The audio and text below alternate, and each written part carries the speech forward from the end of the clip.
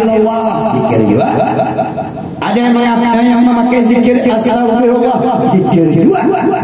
Ada yang memakai salawat sallallahu alaihi Muhammad atau kalimat-kalimat yang lain, Allahumma shalli ala Muhammad, zikir juga. Ngarannya zikir banyak, tapi di antara zikir yang banyak itu, tapi ada zikir yang dikatakan oleh Nabi, afdal zikri fa'lam annahu la ilaha illallah. Paling afdalnya zikir kata Nabi adalah zikir yang berbunyi kalimatnya la ilaha illallah. Tiada Allah, tiada tujuan, tiada maksud, tiada yang ada, hanya Allah Subhanahu wa ta'ala. Ini zikir yang afdal ujar Nabi. Lalu ada orang berzikir dengan istighfar, bagus. Ada orang yang berzikir dengan selawat, bagus. Ada orang yang berzikir dengan bacaan ayat-ayat Al-Quran, bagus. Yang ada bagus itu ada berzikir sama sekali itu tidak bagus. Maka jika ada orang berzikir dengan selawat, mungkin kenanya banyak dosa. Makanya hari ini kita seyakin-yakinnya, karena manusia itu makhluk manusia. Kita ini banyak berdosa, banyak kita berdosa, banyak. Mungkin waktu siang tadi kita ada yang salah ucapan, salah panggilan, mungkin ada kawan kita yang tersinggung, mungkin ada yang dan sebagainya. Maknanya banyak-banyak beristighfar, minta ampun atas dosa kita. Yuk Bapak Ibu, kita sama-sama mulai dengan istighfar. Astagfirullah Rabbal baraya, astagfirullah minal khataya, astagfirullah Rabbal baraya, astagfirullah minal khataya. Banyak-banyak beristighfar, kita meminta ampun kepada Allah Subhanahu wa ta'ala. Mungkin yang tadi banyak dosa yang kita lakukan, mungkin ini itu dan lain sebagainya. Mungkin paling tidak hati kita lupa satu detik dengan Allah Subhanahu wa ta'ala. Sebab para ulama bahari itu satu detik tidak ada ingat awan Allah berdosa dianggapnya berdosa. Maka dari itu mereka malamnya banyak-banyak beristighfar, malam-malamnya banyak meminta ampun kepada Allah Subhanahu wa ta'ala atas terlewatkan satu detik tidak ingat dengan Allah. Dia banyak-banyak meminta ampun kepada Allah. Nah, pertanyaannya kita ni kayak apa kira-kira? Kita ni dari pagi dapat dihitung, kita ingat awan Allah itu dapat dihitung. Paling-paling waktu ingat dikala ada bala bencana yang ditimpakan oleh Allah, baru ingat dengan Allah. Kalau jumpa kesenangan sama sekali tak ingat. Kalau jumpa bala dah ditimpakan oleh Allah, baru ingat. Misalnya berjalan lempar kayu, ada angkat kayu, baru ingat. Baru ingat dengan Tuhan. Tapi kalau dia kesenangan yang dia dapatkan, lupa dengan Allah Subhanahu wa ta'ala. Nah, kalau para ulama-ulama kita, para wali-wali Allah Subhanahu wa ta'ala, tatkala satu detik lupa diri akan Allah, dia menganggap dan menghukumkan terhadap dirinya berdosa kepada Allah Subhanahu wa ta'ala. Maka dari itu kita harus banyak-banyak ingat benar awan Allah, harus banyak-banyak berzikir awan Allah. Sebab amal kita ingin mengenal Allah, maka jalan yang harus kita lalui pertama adalah ingat awan-awannya, berzikir awan Allah Subhanahu wa ta'ala. Makanya kata ulama Abu Ali Al-Kaki, beliau mengatakan az-zikru rukunun gawiyun, zikir merupakan rukun yang paling kuat, bal aqwa tamasukan fitari, bahkan zikir ini merupakan pegangan orang-orang tarekat yang paling kuat. Jadi orang-orang tarekat ini mesti pegangnya zikir. Dengan zikir la ilaha illallah, itu pegangannya. Ada yang menggawi lepas sembahyang 150, ada yang menggawi sembahyang 160, ada yang menggawi 130, ada yang menggawi 121, ada yang menggawi 21, ada yang menggawi 33. Terserah, yang penting ada yang diumpati, ada yang diikuti. Amal ulun dari Alawiyah, yaitu daripada tarekat kami, tarekat para habaib, kami mendapatkan ijazah dari Abu Sayyid Maliki, tidak lepas satu hari itu paling minimal 700 kali berzikir. Itu yang wahnya dari yang nah, kita mungkin hari ini yang mengambil mereka dengan sehari tukar sudah ditentukan lepas semayang berapa, lepas maghrib berapa, isya berapa, sudah kita ditetapkan dan sudah kita ditentukan oleh Syekh Ali Tungkal atau Syekh Abdul Wahab atau anak beliau yang mengambil tarekat daripada tarekat Naqsabandiyah. Tapi sayang banyak makanan membawakan ini sehingga hati kita lupa awan Allah Subhanahu wa ta'ala. Jadi jalan kita untuk mengenal Allah pertama zikir. Maka orang-orang tarekat itu banyak yang berzikir luar biasa, yang berzikir. Ustaz, berzikir itu pakai lenggo apa tidak Ustaz? Boleh. Nak melenggo boleh tidak boleh. Kalau sesama kita tengok sesama di Banjarmasin yang dibawa oleh pimpinan kita Syekh Zaini bin Abdul Ghani, beliau berkatakan samanya zikirnya ya Allah enak lenggonya. La ilaha illallah, la ilaha illallah, sambil bersair. Ada dua yang kada melenggo, ada dua. Ada yang diam, ada dua. Jadi zikir ini terserah daripada kepada siapa kita mengambilnya. Namun yang pakai melenggo silahkan. Yang penting hati kita selalu ingat awan Allah Subhanahu wa ta'ala. Jadi semua tarekat itu Bapak Ibu, zikir yang diutamakan itu zikir. Ingat awan Allah, berzikir la ilaha illallah. Apakah tidak ada istighfarnya? Ada. Lihat wiridan itu ada istighfarnya, ada selawatnya, ada ayat Al-Qur'annya, ada qul huwallahu ahadnya, ada qul a'udzu binnasnya, lengkap. Tapi yang terpanjang di dalamnya adalah zikir la ilaha illallah. Kemudian ada lagi zikir yang lain, Allah. Ada zikir yang lain lagi, ya Allah. Ada lagi zikirnya Allahu. Wah, ini kadang-kadang kita berzikir dengan kalimat Allah. Nak mudah ketawaan. Iya. Badannya kada tahu, inya kada tahu. Tapi kalau inya tahu, makanya inya akan merasakan apa-apanya, nyamannya kalau kita berzikir dengan zikir kalimat Allah. Jadi Bapak Ibu hadirin, jalannya itu zikir. Amun kita ingin bermakrifah kepada Allah, sebab kata Imam Abu Ali Al-Jaga, la yasilu ahadun, tidak akan sampai seseorang itu ila ma'rifatillah, kepada ma'rifatillah illa bidawami zikir, kecuali dengan melazimi berzikir kepada Allah Subhanahu wa ta'ala. Maka kita banyak-banyak berzikir dengan kalimat la ilaha illallah.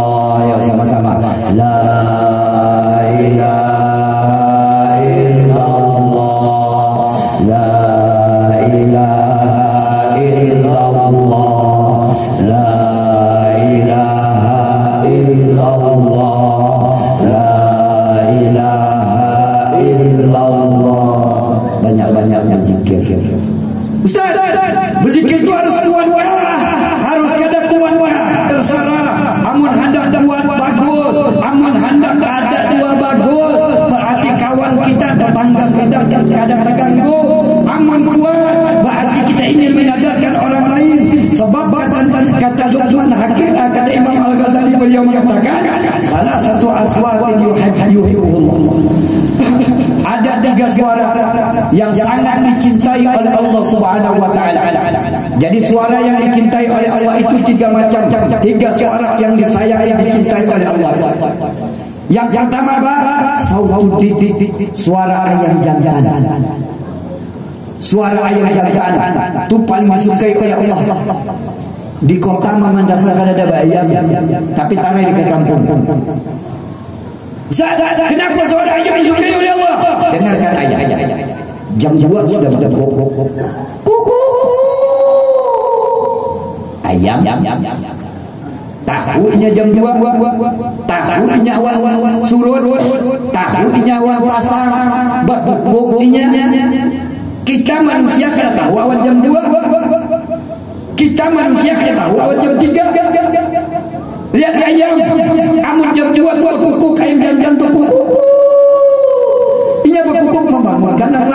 Kemungkinan yang lain bersautan lagi. Iya, aku udah bangun. Ya. Nah. Kita sebelah. Ya Allah.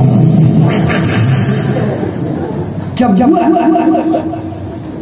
Makanya ketika Luqman Hakim mengatakan la yakuna dik yasinka yunadi al-aswa wa anta nabi. Jangan sampai ayat jangan lebih pintar daripada ikan. Dia menjerit di waktu sahur, waktu subuh dia bangun menjerit. Tengok aja kalau sudah nak masuk subuh, berkuku habis, berkuku gitu. Bibi imam masjid gawe masjid yang berkuku, yang lain. Pertanyaannya, mana pintar ayam bangun kita? Itu pintar ayam. Supan, ada ketahuan ayam. Supan kan? Supan. Jangan sampai ayam jantan itu lebih pintar daripada kita. Di waktu sahur dia berkuku, wa anta naim. Dan kalian semuanya kata Imam Luqman Hakim, kita ini dalam keadaan tidur sunyaan. Banyak yang tidur berkaruh. Apalagi uyuh siangnya gawian, uyuh subuh dah baik sama tinggal sudah. Apalagi malamnya tambah hujan belang, diinvite oleh yang lama, hilang subuh hilang. Makanya suara ayam jantan itu sangat disukai oleh Allah. Kata jam 2 bangun, jam 3 bangun, jam 4 bangun. Kemudian apa yang kedua, suara yang disukai oleh Allah, sautul ladzi yaqra'ul Qur'an. Suara orang yang baca Al-Qur'an itu paling disukai oleh Allah. Karena yang dibacanya adalah kalam Allah. Yang dibacanya adalah firman Allah. Yang dibacanya adalah ucapan Allah. Dan ini suara yang paling disukai oleh Allah Subhanahu wa taala. Nyamannya suaranya. Ulul dahulu bahagia dengan suara kayak itu. Tapi wali dapat kayak ini juga syukur alhamdulillah. Suara baca Al-Quran itu disukai oleh Allah. Makanya suara bagus adakah baca Al-Quran. Jangan sampai Al-Quran itu satu hari kita lupakan. Jangan sampai apa ujar Imam Al-Ghazali. Lau kanatil Quran lam nadri yauman wa lailatin. Jikalau satu hari satu malam ihkam kada baca Al-Quran, apa ujar beliau? Balaan ala ummati Muhammad. Allah akan timpakan bala pada umat Nabi Muhammad SAW. Makanya baru kita terlepas dari karena kemudian krisis ulang yang kabur niur murah ngalih menjual. Kemudian apalagi dagangan kada banyak yang laku, masyarakat jadi miskin. Kenapa? Kadang-kadang jawabannya kadang-kadang ada sebab karena kita tidak baca Al-Quran. Maka wajar kalau Imam Ghazali katakan bala akan dikirimkan oleh Allah karena satu hari kita lupa dengan Al-Quran. Makanya kata guru ulun Habib Hasan bin Ahmad Baru, apa ujar Habib Hasan bin Ahmad Baru? Ya Muhammad Tabrani, kalau engkau pulang kampung lalu engkau berada dalam satu tempat negeri atau desa dan engkau tidak bisa membaca Al-Quran karena Al-Qurannya tidak ada, maka paling tidak engkau hafalkan satu ayat atau dua ayat Al-Quran untuk satu hari itu. Jangan sampai lepas daripada mulutmu. Saya ulang, guru saya Habib Hasan bin Ahmad Bahar, ketika kita bersama dengan beliau selalu katakan, ya Muhammad Tabrani, kalau engkau berada dalam satu tempat di desa atau di kampung, pada satu tempat itu engkau tidak mendapatkan Al-Quran untuk dibaca. Artinya Al-Quran kadang-kadang kita baca itu kadang-kadang mungkin kita bergawi, mungkin kita nganyut, mungkin kita ini dan itu kena sibuk dengan gawian dan lain sebagainya, sehingga tidak bawa Al-Quran dan lain sebagainya. Maka apa pesan beliau? Beliau katakan paling tidak yang akan membaca atau menghafal 2 ayat atau 3 ayat daripada Al-Quran. Itu pesannya, pesan beliau. Makanya ulun berharap kepada ayah-ayah dan ibunda dan saudara muslim yang ada di tempat ini, ayo Kalau kita satu hari itu kada hingkat membuka Al-Quran, kita hafalkan ayat-ayat yang sudah kita hafal itu kita baca ulang. Oh Ustaz, aku kada ada yang hafal. Qul huwallahu kada hafal juga. Fatihah kada hafal juga. Hoi. Kada menyekiri. Bismillah kada hafal.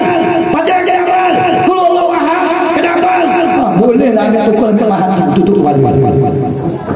Ada mungkin. Makanya jangan sampai terlepas.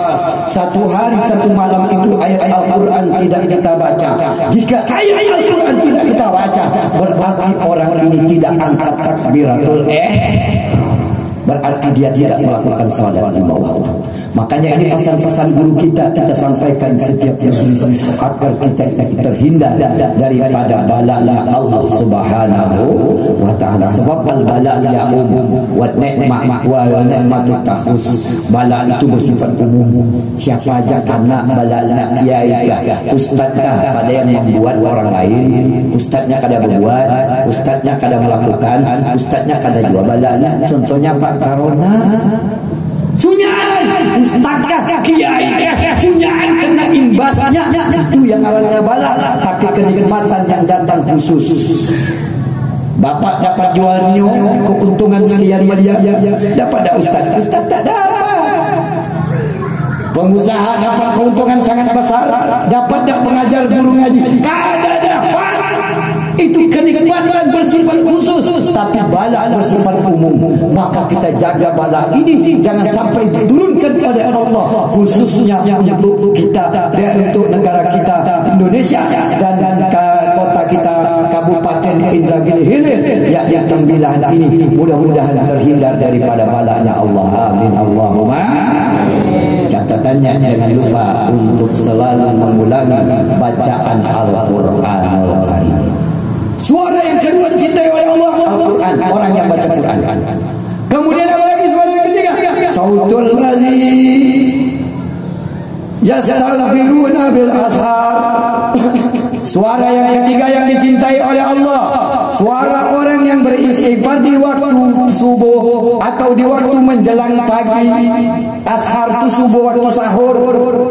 Jadi kalau ada di waktu sahur, orang itu beristighfar, suaranya itu akan disukai oleh Allah.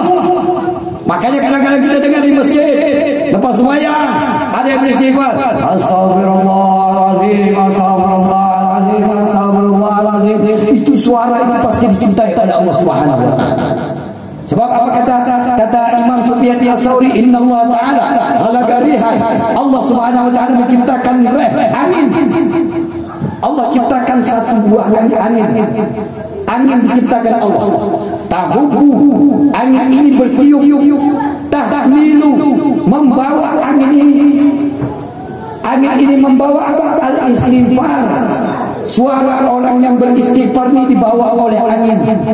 Makanya jangan heran Bapak Ibu, kalau ada satu tempat dia berzikir, lalu satu tempat zikir dia ingin didengar di tempat yang lain, bukan disebabkan mikrofonnya kuat, tidak, tapi disebabkan angin yang membawa.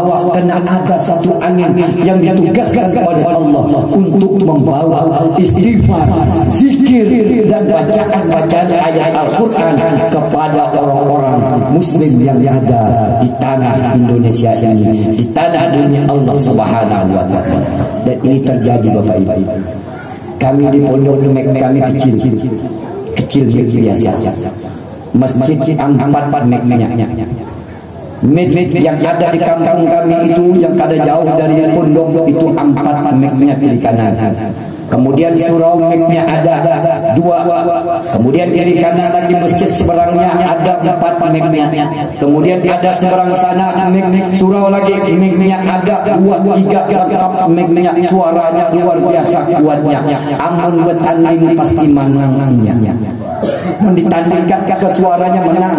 Pertama menang banyak meknya, yang kedua menang mixernya. Nang kami anak-anak pondok mixer seala kadarnya. Mik jual sauting. Tapi terkala kekanakan berzikir dengan tarekat Sehsamania, terkala anak-anak berzikir dengan tarekat Ba'alawiyah, mik yang 4, mik yang 8, mik yang 6. daripada mereka. Artinya suara mereka melampaui batas ketinggian suara. Bahkan kadang-kadang Bapak Ibu, ini disampaikan oleh kawan-kawan saya yang bekerja kebun, yang sangat jauh dari tempat pondok, dia mendengarkan suara azan, suara istighfar, suara zikir anak-anak santri dari pondok, tapi suara yang ada di masjid dan di surau tidak mereka dengarkan. Sebab apa? Sebab angin yang membawanya. Sebab apa? Angin bawa suara anak ini beristighfar, angin bawa suara anak ini berzikir. Karena zikir yang diucapkan oleh anak ini dengan zikir yang secara ikhlas dari hati nurani mereka, sehingga zikirnya bisa terdengar kemana-mana. Masya Allah, la ilaha illallah. Luar biasa. Ini yang ada di pondok kami, yang terjadi pada pondok kami. Jadi saya yakin istighfar kita itu dibawa oleh angin. Makanya amun kita kadang kuatin suara kita di sini misalnya hanya berzikir, bisa la ilaha illallah, la ilaha illallah, la ilaha illallah. Ini zikir akan berkuat, dibawa oleh angin, akan berkuat ke telinga si kam si A si B, dibawa oleh Allah. Zikir yang kita baca, istighfar yang kita baca, selawat yang kita baca akan dibawa oleh angin kemana arahnya membawanya, dibawa oleh angin. Karena ada satu angin yang ditugaskan oleh Allah untuk membawa suara istighfar, suara berzikir orang di waktu pagi.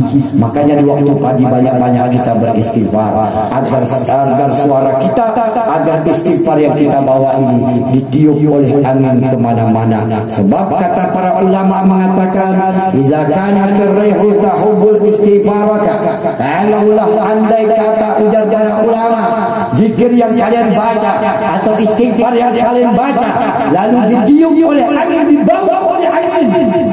Zikir kita baca, istighfar yang kita baca, selawat yang kita baca, lalu ditiup oleh angin, dibawa.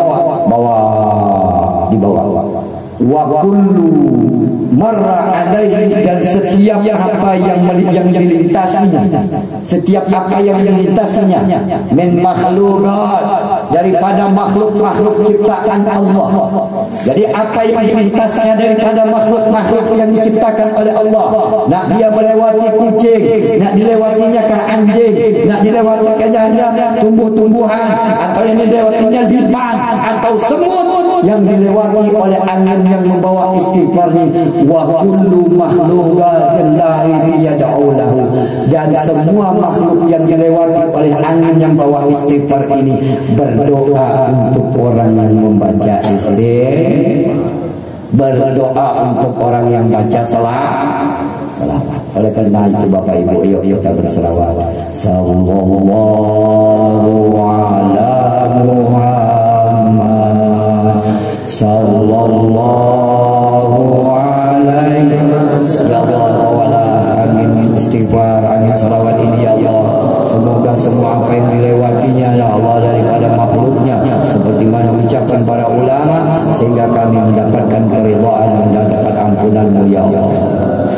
Sallallahu ala Muhammad, sallallahu alaihi wasallam, sallallahu ala Muhammad, sallallahu alaihi wasallam.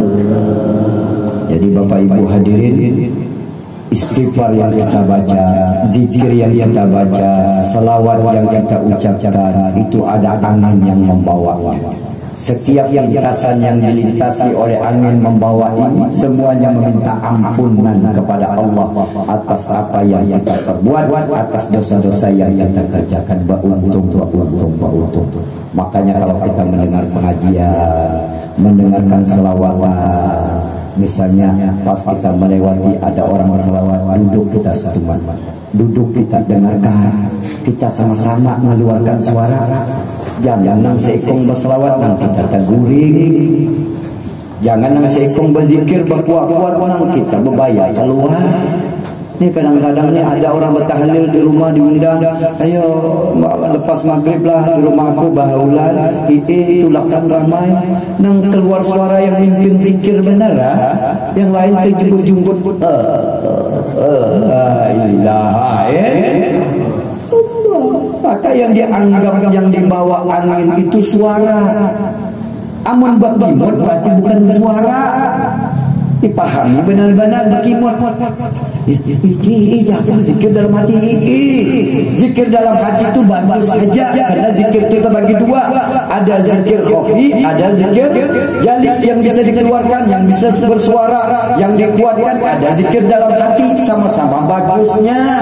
Tapi yang dianggap oleh para ulama ini, yang dikatakan oleh para ulama ini, zikir yang bersuara, yang dibawa oleh angin, lintasan yang dilewatinya apa saja, maka sunyaannya itu meminta ampunan atas dosanya. Kenapa kita ngalih untuk mengeluarkan suara? Kita berzikir kepada Allah Subhanahu wa ta'ala. Kemudian apa kata imam? Jadi yang jalan pertama itu, jalan yang paling sulit itu zikir. Kata Nabi, zikir itu sulit. Gawian yang paling sulit. Gawian yang paling sulit itu zikir. Apalagi kadang-kadang kita nih duduk di masjid kelawasan berzikir, orang berkata nyambat, bida tobat dah banyak aja kadang-kadang, macam-macam aja kadang-kadang. Berbahaya kita nak duduk berzikir, nak ngamalkan berzikir banyak-banyak. La ilaha illallah. Di luar, siapa belum keluar, belum keluar. Bila taubat, dari tanya bila taubat, la ilaha illallah. Jadi banyak-banyak kita berzikir. Ini zikir ini paling sulit. Makanya Bapak Ibu kita praktekkan sambil kita berjalan, nafas naik, ingat Allah. Atau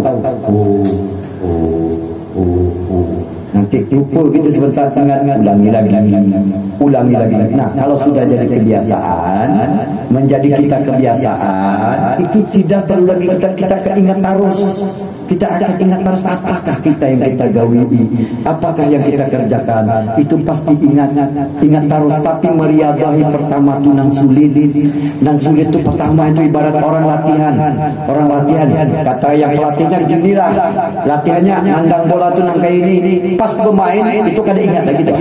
Dengan latihan yang dia latih itu kada ingat lagi. Asal dapat bola andangnya aja sekehendak. Begitu juga orang berzikir. Tatkala gurunya nyambat, begini cara berzikir, begini caranya. Tapi tatkala berada pada lapangan, berada pada zikir, lupa ingat dengan caranya itu lupa. Sehingga apa yang terjadi pada dirinya bukan kemenangan yang dia dapatkan, tapi kekalahan yang dia hasilkan. Maka dari itu Bapak Ibu, berzikir itu memang mudah, tapi kita harus punya guru yang membimbing zikir kita kepada Allah Subhanahu wa ta'ala. Makanya kalau dalam kitab Ihya itu ada namanya uzlah, diuzlahkan para santrinya, para muridnya itu diuzlahkan, betul-betul bertawajuh kepada Allah untuk mengingat Allah Subhanahu wa ta'ala. Makanya Bapak Ibu kami alhamdulillah santri kami baru 2 tahun berdiri, dan alhamdulillah hari ini mencapai lebih kurang 100 orang, dan insyaallah setelah Ramadan kami akan terjunkan 12 orang anak pertama untuk uzlah terlebih dahulu selama 40 hari, kemudian taklim, kemudian nanti ada setahun berjalan uzlah lagi, kemudian berjalan lagi taklimnya, kemudian uzlah lagi. Sebab inilah jalan para ulama-ulama bahari kita untuk mencari kesucian, tazkiyatun nafas, untuk mensucikan jiwanya. Dia selalu menghindari daripada kalangan-kalangan orang banyak, dan dia selalu berzikir ingat kepada Allah Subhanahu wa ta'ala. Jadi Bapak Ibu pesan ulun, banyak-banyak berzikirlah, banyak-banyak berzikir. Cari guru-guru yang ahli zikir, cari guru-guru orang-orang yang dekat dengan Allah, cari guru-guru yang kenal dengan Allah Subhanahu wa ta'ala. Jadi inilah mungkin yang dapat ulun sampaikan. Jadi ulun ampun maaf, banyak-banyak ampun kerana ribut nak turun. Jadi sebelum hujan kita balik dah ya. Jadi ulun banyak-banyak mohon ampun dan maaf, dan mohon doanya untuk santri dan santriwati kami yang bernama Pondoknya Pesantren Nurul Mustafa. Dan jika ada yang berminat ingin membantu pembangunannya, silahkan kirimkan atau melalui rekening kita langsung dan lain sebagainya untuk membantu pembangunan Pondok Pesantren Nurul Mustafa ini. Jadi ini saja yang dapat kita sampaikan. Saya akhiri dengan doa. Wabillahi taufiq wal hidayah. Wassalamualaikum warahmatullahi wabarakatuh.